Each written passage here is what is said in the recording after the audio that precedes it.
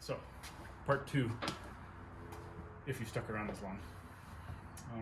Going to talk about the Baja trip down to Mexico, kind of a post-trip report, and the lessons learned and the different mechanical problems I had here on the 100 Series Land Cruiser.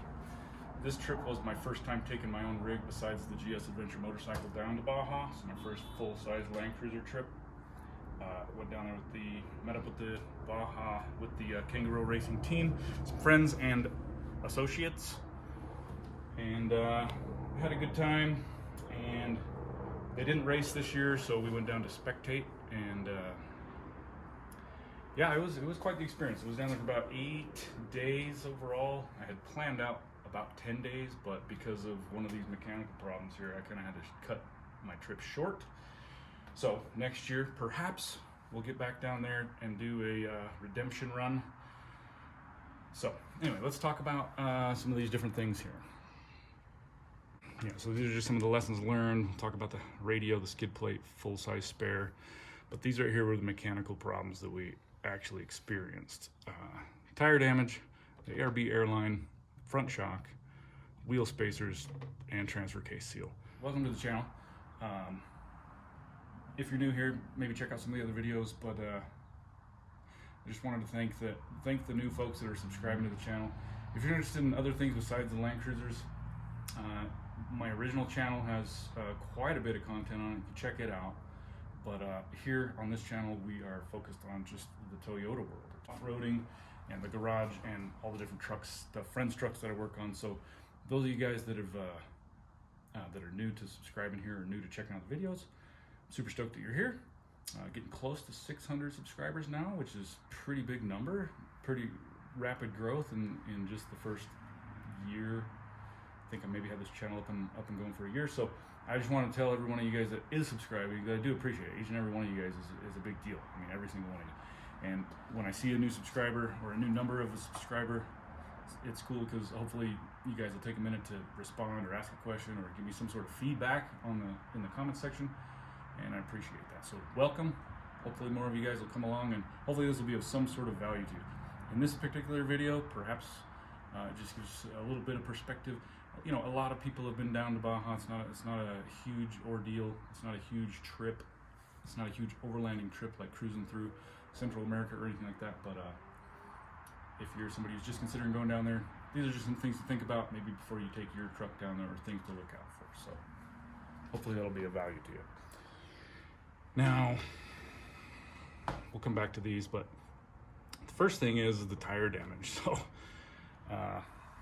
we got down across the border, and that was our second day of travel, and seriously, we got through the Mexicali border crossing, grabbed some chicken. It was awesome. And this is just me and my son, we hadn't met with anybody else of the crew yet. And as soon as we got on our first off-road, we picked up a freaking bolt this big in the front right tire, and it punctured a hole, pretty good sized hole. And so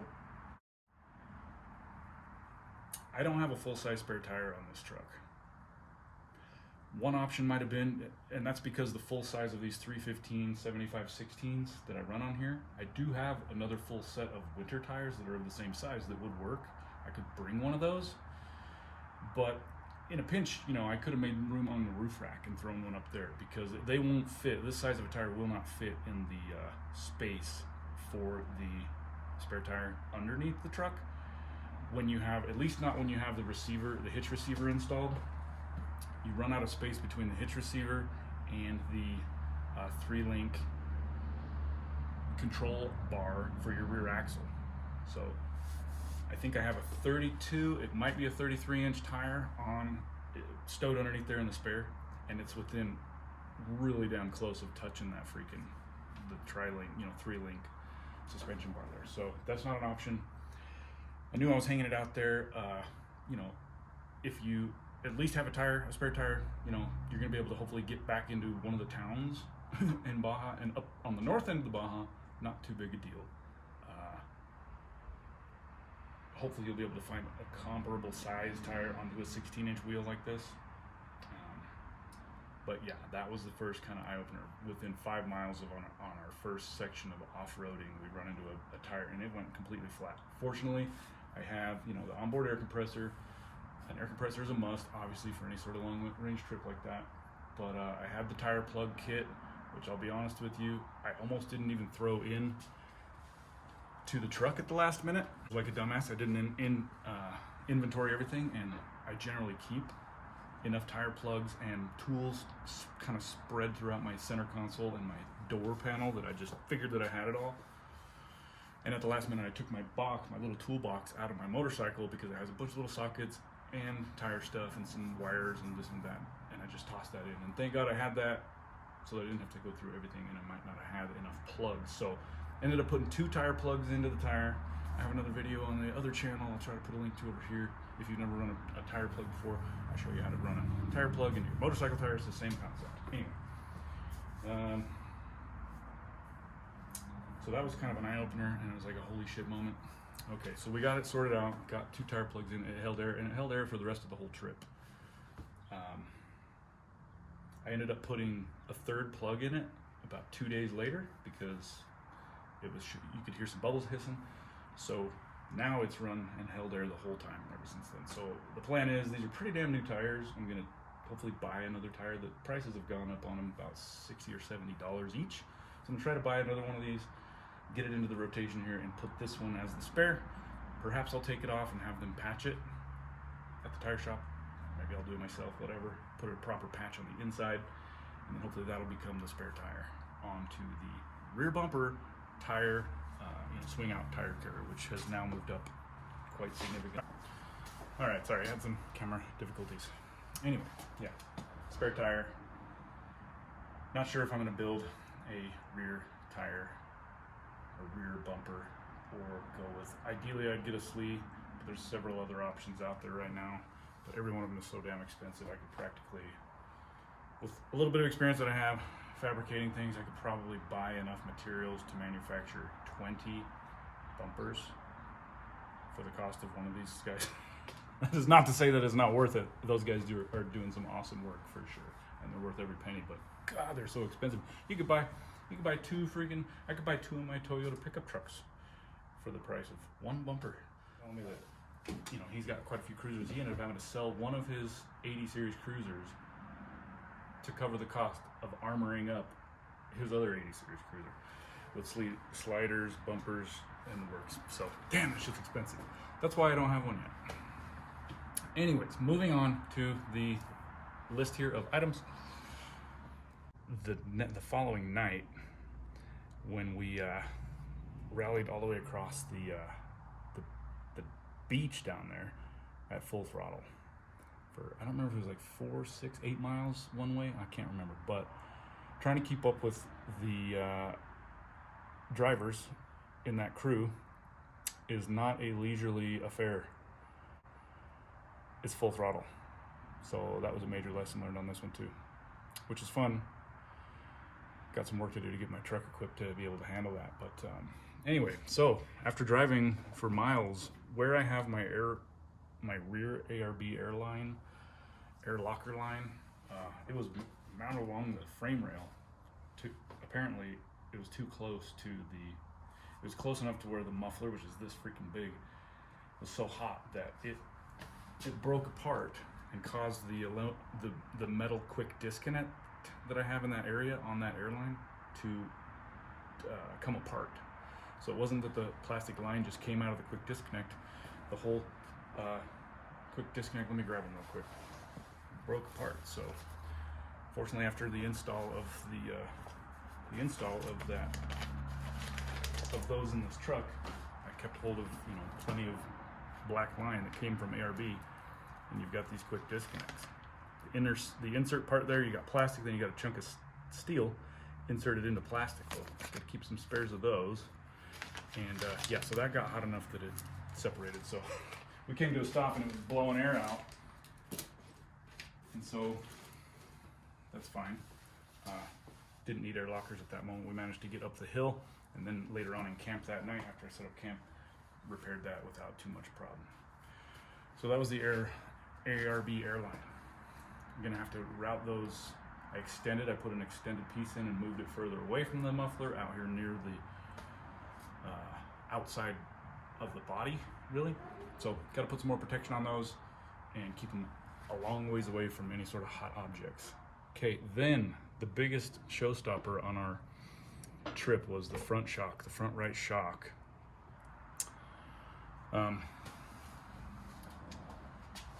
So my most recent videos on this truck is installing the wheel spacers, the 1.5-inch wheel spacers. And it's a long story, but ultimately how I had the truck set up to accommodate those wheel spacers with these 315 75/16s. I did do some trimming in the wheel well back there, and what I have to do is on my rock sliders I have to adjust that back almost an inch and do a little bit more trimming to get the wheel spacers on. I ended up taking the wheel spacers off after this front shock incident that we had, but now that I've run it with them off, I can't stand them being off. When you lift these trucks up, the front tires move inboard, you know, I don't know how much, it seems like an inch or more. And so by putting those wheel spacers back on, it actually puts the stance out a little bit more appropriately, in my opinion. Not just for cool looks, but I mean, just so that it looks correct and so that you just have a wider track. So I want to get those back on here as soon as possible, but we did pull those wheel spacers off. But in the process of setting up the truck prior to departing on the Baja, what I had done was I lifted up the truck front end torsion bars, which I had never done to adjust for the weight of the ARB bumper here. So it's kind of, you know, there's a lot of moving parts and a lot of things that I was in the midst of trying to work through, but ultimately I had the torsion bars up too high, and so what that did was causing the shocks to be limiting, to be droop limiters, which if you don't lift up your truck too high, yeah, your shock might be a limiter, but it's going to be pretty rare that it'll ever bottom out that far. In my instance, I didn't realize it was bottoming out as often as it would be, or that I would be rallying this truck as hard as I was. And so after a period of bottoming it out, what it ended up doing, we saw that it was leaking oil, and I didn't realize, well, shit, it's going to leak all the oil out pretty damn quick. So over the span of the next day, it leaked out all the oil, and then that night it began to seize up. So the whole shock itself began to seize. So the piston inside of the chamber of the body began to seize because it just ran out of oil. So that's totally done. I've got to do a full follow-up video to the wheel spacer install and the accommodations I got to do to accommodate for those. So that'll be forthcoming. But yeah, so that was kind of a showstopper. And unfortunately, this truck, this suspension, this this Old Man Emu 2.5, 3-inch suspension has been on here for about 8 years. So the lower bolt for that shock, the eye bolt, you know, you got your rubber bushing, and then you've got a tiny little sleeve that the bolt head slides through, the bolt shaft slides through. Couldn't get it off. It's a grade 8 bolt. It's completely seized in there. So the only option I had was able to pull the shock body down out of the upper mount, get that down and clear it, and then we had to hacksaw off the lower shock body portion from the eye that's welded on. So fortunately, you know, took enough tools to get all this type of stuff done. One big thing that I took was my impact gun, my 1/2-inch DeWalt impact gun, and you know, used that earlier on when we were checking the torque on all the wheels and checking the torque on all the wheel spacers. I brought the torque wrench on this trip, but you know, it came in handy to pull off all the wheels and put stuff back together. So, you know, a big trip like this, I would certainly encourage bringing out the big guns. Anyways, so then we were that was the end of the road for us. We were all the way down to El Rosario on the west side, and we were continuing south. We had kind of parted ways, and I was going to roll with these 3 other trucks, and we got all the way to El Rosario, and we were going to go 500 more miles south and some pretty hard off-roading. And so it became a matter of, well, yeah, you can run this truck without the shock on, but you know, without putting a limiting strap on, which we could have improvised a limiting strap on. You know, what are the other things that we had to do? So what we did there that night when we reached the end of the road, and thanks to my friends that helped me with that, we decided to lower the torsion bars right then and there. So we lowered them down. The whole front end is sitting back down 2.5 inches, maybe even 3 inches lower than where I had been when I left for the trip. And I kept the wheel spacers on that night, pulled the shock off, and decided to bail and not go south, because the further south you go from that point, you run out of options. I mean, there's like no parts.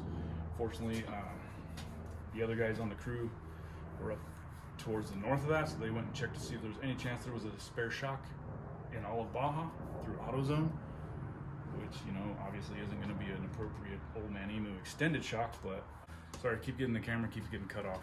So where was I? The front shock. That was a total showstopper for us. We headed north and decided to judge by the way it was behaving itself. We managed to, instead of trying to find a shock that would work up in California, we managed to make it work going all the way home with it. Driving on a truck without a single shock on the front, you know, we did lower the truck so that it wouldn't be such a problem with, you know, flexing the CV shafts without a limiter there, and that managed to work just fine. It handled the roads pretty fine. I mean, you know, if you went over a bad enough pothole, it would wiggle like mad, but overall it handled it pretty good. So we continued on. Now, trying to wrap up this long-winded video here. Wheel spacers, that next day, after we left the beach, before we even headed north towards Ensenada, we pulled off those fucking wheel spacers. So those wheel spacers, the install of those pretty much shut down this whole trip. I mean, it's kind of a bum deal, but you live and learn, right? So wheel spacers, that was kind of the fourth thing that we removed and dealt with. Then, just as we're kind of leaving Ensenada and starting to head north, we start noticing that the transfer case seal, the forward output to the front drive shaft, is starting to leak. It's starting to sling oil onto the muffler and the exhaust pipe. So it's starting to smell like burning oil everywhere we go, anytime we come to a stop. So it's like, oh my God, how bad is this thing leaking? So we ended up getting up into California, going into Chula Vista Toyota, looking to see if they had a part, the seal. There wasn't one for 450 miles. And so we checked the fluid, make sure it was topped off. It was low at the time. I ended up topping it off. Then the next time I checked it, it was overfill. And the fluid is red. So what does that tell you? That tells you that there's three seals, as I've learned, on the transfer case: front output, the rear output, and the input / transmission oil separator seal. So I think that when we rallied it across that beach for so long and got it so hot, that, you know, these 21-year-old seals got hard and brittle and began to just break down. So that's the biggest project we're dealing with right now. Is I'm about to pull the transfer case out of this truck, get it over here on the workbench, get the new seals in it, and hopefully get that thing reinstalled, and then it's back on the road. Dave has offered some Radflow external reservoir shocks to put onto the front, so whether or not I can obtain those things sooner or later, I may put those on, or Kurt says he's got some shocks that are a little bit longer than the stock shocks that would accommodate, not stock, but the original Old Man Emu length lifted shocks that would accommodate for a higher stance like that. So we've got some options out there. First thing, we're gonna get this thing back on the road with the transfer case. Then we're gonna get the front end and the shocks. Then we're gonna attend to the wheel spacers. And then we got a whole long list of other interior upgrades and options and maintenance that needs to be done on this thing, in addition to the dual battery install and a whole other mess of stuff. So, okay, so just the quick lessons learned. The ICOM radio, you know, it was a big deal. I spent a bunch of money on that damn radio. Turns out, I need to modify the fucking radio to actually get it to work on the frequencies I needed to work on. So that was wonderful to learn when I'm down there. Okay, the skid plate, I'm running right now without a front skid plate up front. Probably not so much a deal so much of a big deal if you're just running at a leisurely pace, but at full-blown rallying, any number of things could come up and punch a hole in your fucking radiator or something. So that has moved up as a priority as well. And just as I mentioned before, the full-size spare onto the rear tire carrier, which will be forthcoming. So anyways, getting ready to drop this transfer case out of here and hopefully get on with things. So I know, super long-winded video, probably more than you were interested in, but if you stuck around, awesome, thanks a lot. See what's coming up next, who knows? Hopefully I got some of the FJ40 project parts moved in here. I need to continue on with the, I've rebuilt the transmission for it. Got the transfer case up next, along with, you know, a number of other projects, and then whatever else I can do for other folks in the process. So thanks for checking out the channel. Check out the other videos. Like, comment, share, subscribe, or don't. It doesn't matter. Either way, have a good day.